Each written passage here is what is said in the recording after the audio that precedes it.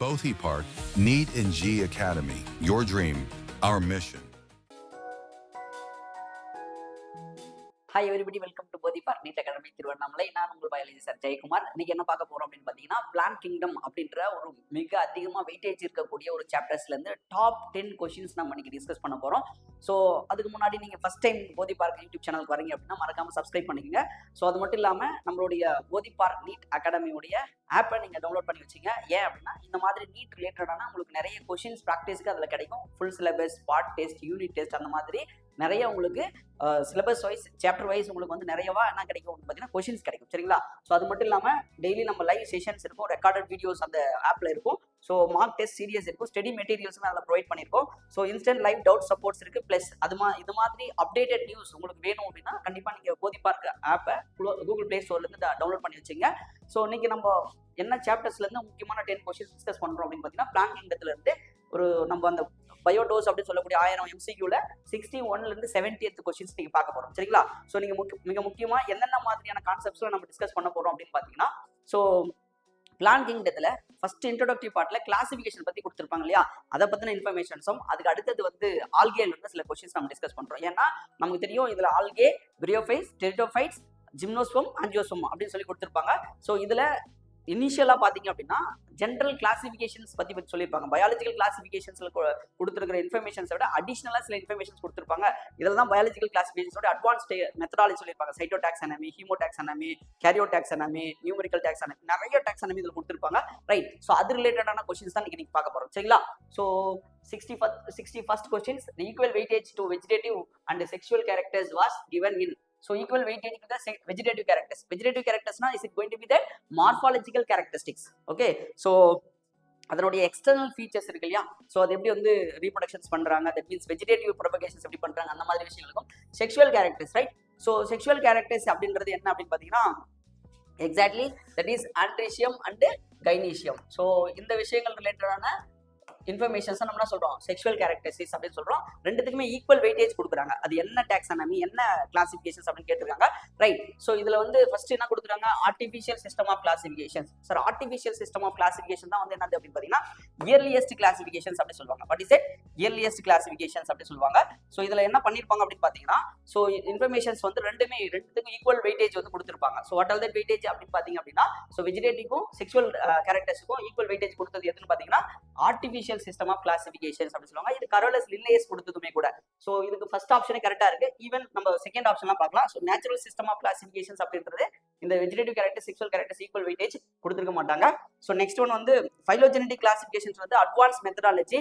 So relationship between that ancestor அப்படி சொல்லுவாங்க. Ancestor, right? So ancestor and then common ancestor எப்படி இருக்காங்க, plus அந்த ஆர்கானிசத்துக்குள்ள இருக்கக்கூடிய ரிலேஷன்ஷிப், ஒரு ஆர்கானிசத்துக்கும் அதனுடைய ரிலேட்டடான ஆர்கானிசத்துக்கும் என்ன மாதிரியான ரிலேஷன்ஷிப் இருக்கு அப்படின்னு சொல்லுவாங்க.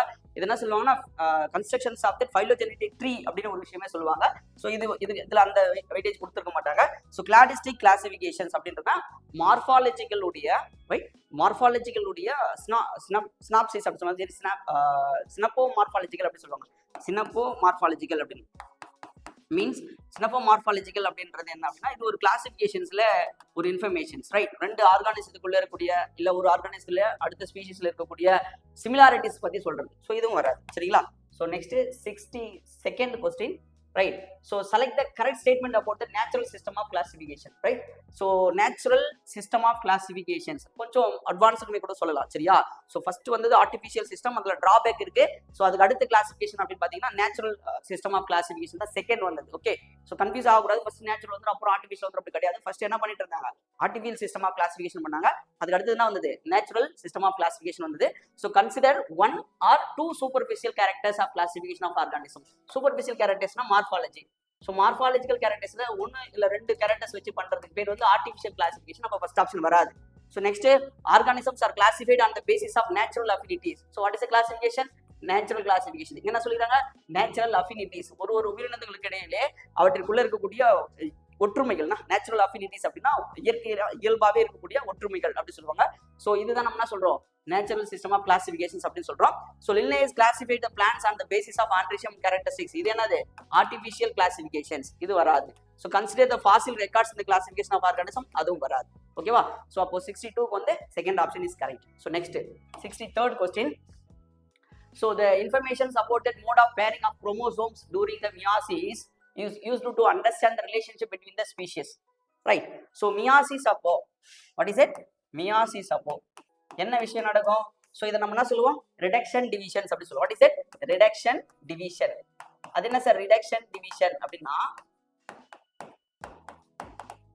ஓகே, ஸோ 2n எத்தனை என்ன பிரிய போறாங்க? 4 என்ன பிரிய போறாங்க. Okay right. டிப்ளாய்டு செல்ஸ் வந்து ஹேப்ளாய்டு செல்லா டிவைட் ஆகிறது நம்ம என்ன சொல்றோம்? மியாசிஸ் அப்படின்னு சொல்றோம். ஓகேவா? Cell division something to to cytological information. Right. Okay, ஒரு செல் எப்போ வந்து டிவைட் ஆகும்? இதர் மைட்டாசிஸ் ஆர் மியாசிஸ் அப்போ செல் என்ன வந்து டிவைட் ஆகும். டிப்ளாய்டு செல் ஹேப்ளாய்டு செல்லாம் மாறிச்சுன்னா மியாசிஸ். நம்ம cell cycle and cell division அப்படின்னு ஒரு லெசன்ல படிக்க போறோம். Meiosis 1, meiosis 2. ஸோ அதுல குரோமோசோம்ஸ் வந்து பேரிங் ஆவாங்க. எந்த டைம்ல சார் குரோமோசோம்ஸ் வந்து பேர் ஆவாங்க அப்படின்னு பாத்தீங்கன்னா, இருக்கிறதுல ரொம்ப நீண்ட ஃபேஸ் அப்படின்னு பாத்தீங்கன்னா ப்ரோஃபேஸ் 1 தான். மியாசிஸ் 1ல இருக்கக்கூடிய ப்ரோஃபேஸ் 1 தான். இப்போ மொத்தம் எத்தனை ஸ்டேஜ் இருப்பாங்க? 5 ஸ்டேஜ் இருப்பாங்க. ஓகே, லிப்டோட்டின், ஜைகோட்டின், பாச்சிட்டின், டிப்ளோட்டின், டயகைனசிஸ் அப்படின்னு சொல்லிட்டு 5 ஸ்டேஜ் இருப்பாங்க. அந்த 5 ஸ்டேஜ்ல ப்ரோஃபேஸ் 1 அப்போ என்ன நடக்கும் அப்படின்னு பாத்தீங்கன்னா, டெஃபினட்டா குரோமோசோம்ஸ் வந்து ஹோமோலோகஸ் குரோமோசோம் கிட்ட என்ன ஆகும்னா பேரிங் நடப்பாங்க. ஹோமோலோகஸ் குரோமோசோம் உடைய நான் சிஸ்டர் குரோமாட்டிட்ஸ் குள்ள என்ன நடக்கும் அப்படின்னு பாத்தீங்கன்னா பேரிங் அப்படின்ற ஒரு விஷயம் நடக்கும். கிராசிங் ஓவர்னு சொல்லுவாங்க. அதை பத்தின இன்ஃபர்மேஷன்ஸ் கொடுக்குற கிளாசிஃபிகேஷன்ஸ் எது அப்படின்னு பாத்தீங்கன்னா, ஸோ பயோகெமிக்கல் டாக்ஸானமினா கிடையாது. பயோகெமிக்கல் டாக்ஸானமினா புரோட்டீன் பத்தின இன்ஃபர்மேஷன் சொல்லணும். நியூமரிக்கல் டாக்ஸானமி அப்படின்றது என்னன்னா, it will be given to the number of characters is going to be similar. ஒரு ஆர்கானிஸ் எடுத்துறீங்க, இன்னொரு organics எடுத்துறீங்க.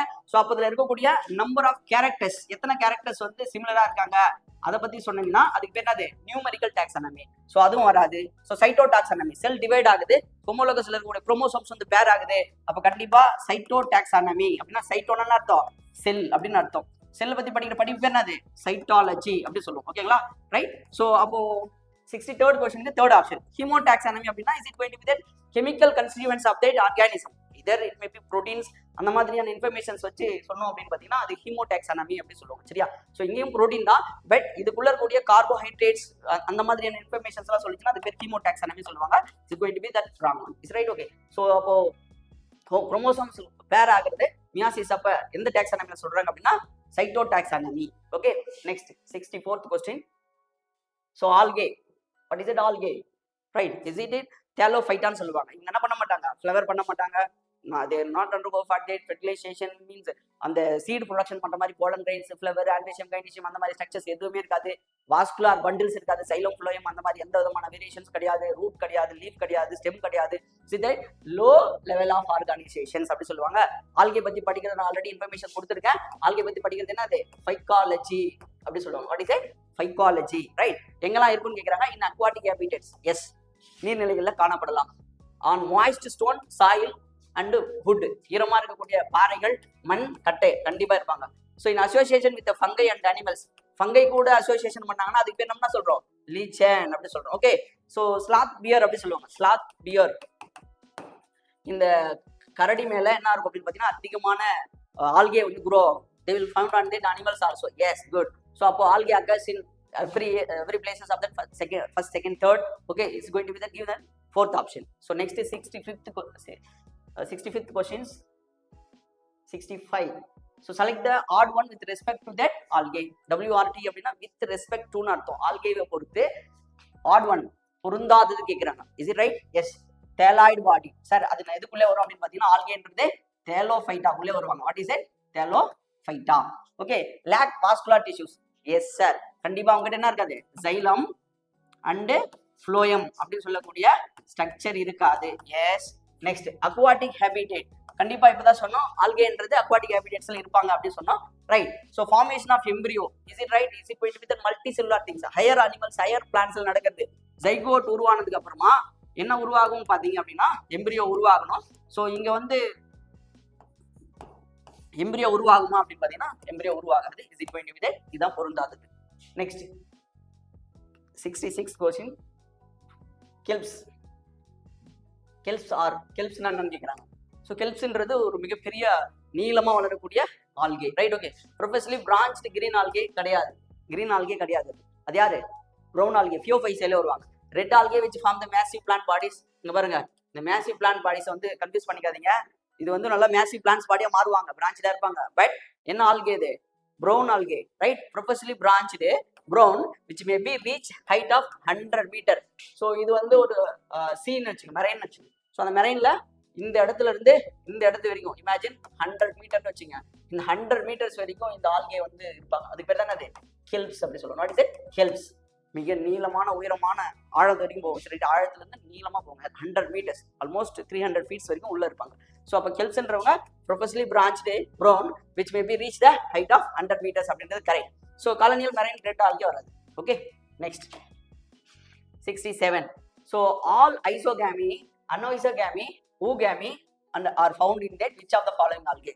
Sir first of all ஐசோகேமினா என்ன சார் அப்படின்னா, ஐசோனா சேம்னு அர்த்தம். ஸோ ரெண்டு கேமிட்டும், மேல் கேமிட்டும் ஃபீமேல் கேமிட்டும் சிமிலர் இன் சைஸ் ஸ்ட்ரக்சர் எல்லாத்துலயும் இருந்தாங்கன்னா அதுக்கு என்னது? ஐசோகேமின்னு அர்த்தம். So next anisogamy. Anisogamy so difference, ரெண்டுமே டிஃபரன்ஸ் சைஸ்லயோ இல்ல மொட்டிலிட்டிலயோ இல்ல ஃபிளஜெல்லாலயோ ஏதாவது ஒன்றுல டிஃபரன்ஸா இருந்தா அது அன்ஐசோகேமஸ். ஸோ ஊகேமஸ் அப்படின்றவங்க சேம் அன்ஐசோகேம் மாதிரி இருப்பாங்க. மேல் கேமிட் வந்து மொட்டையில இருப்பாங்க. மேல் கேமிட் எப்படி இருப்பாங்க? மொட்டையில இருப்பாங்க. ஃபீமேல் கேமிட் எப்படி இருப்பாங்க? நான் மொட்டையில இருப்பாங்க. ஒன்று. ரெண்டாவது விஷயம், இது வந்து ஸ்மால் சைஸ்டா இருப்பாங்க, இது வந்து எப்படி இருப்பாங்க? லார்ஜ் சைஸ் இருப்பாங்க. ஓகே, ஸோ அதுக்கு தான் நம்ம என்ன சொல்றோம்? ஊகேமஸ் அப்படி சொல்றோம். Static female gamete is going to be fused by that motile male gametes is known as oogamous அப்படி சொல்றாங்க.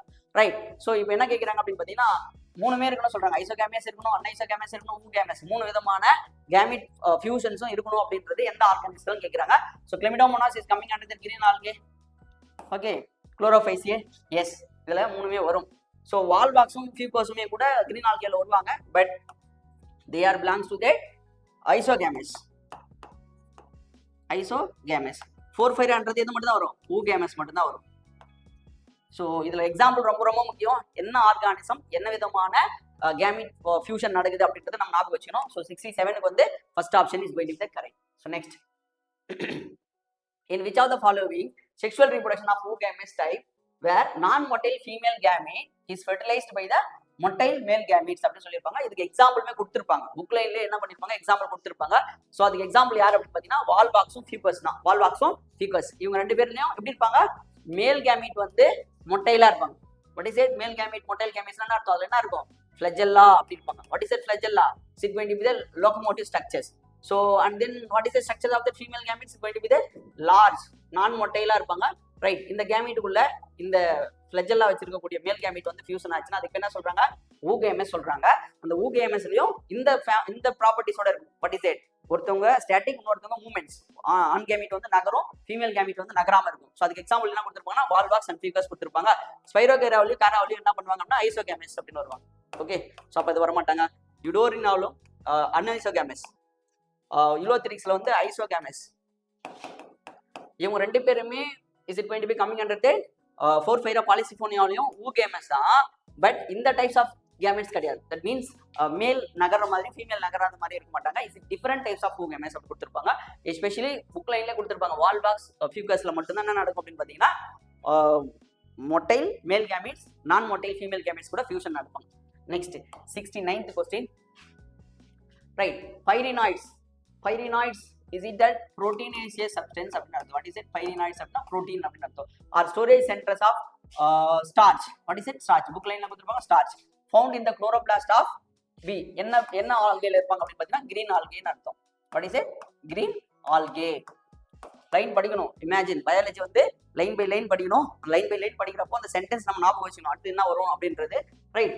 ஸோ பைரினாய்ட்ஸ் அப்படின்றது புரோட்டீனேசியஸ் சப்ஸ்டன்ஸ். இங்க பாருங்க, கன்ஃபியூஸ் ஆகக்கூடாது.